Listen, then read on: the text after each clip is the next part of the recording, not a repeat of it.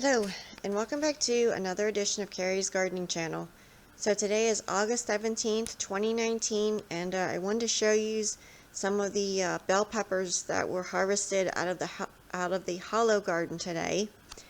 And you can see this one here is very large. Now we are growing the big red peppers, bell peppers, and we're also growing the Chinese giant. So I'm not sure which stalks these came off of, but you can see about how large peppers got here, and these are great for stuffing. And if you let them on their bushes, they will turn different colors. And these are more peppers that were harvested out of the hollow garden. Now, these are the sweet banana peppers, and this one here is one of the little snack peppers here.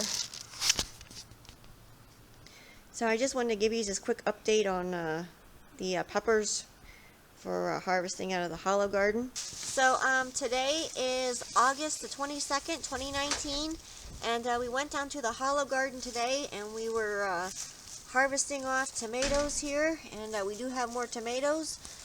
We got corn, and there's a lot more corn on here, and we got peppers here. These are my little snack peppers. Oops, wrong one. These are my little snack peppers here, and I will be showing you then how to take seeds out of these, and how to dry your seeds so you can replant them then. And that's what I've been doing with this variety here. I've been harvesting my own seeds for a while now and replanting them. So this bag here has about 19 years in it, and this is also the I believe it's the delectable sweet corn, and this one here has 12 years in it. Now we do have more, so here's more, another bag here. So we took off about 4 dozen ears of corn from down there. And we have our patty pan squash here, and there you can see here. Here's another ear of corn here. You can see beautiful kernels on it. And we have my dad said he's having that one for lunch. So I wanted to show you the harvest that we got off today.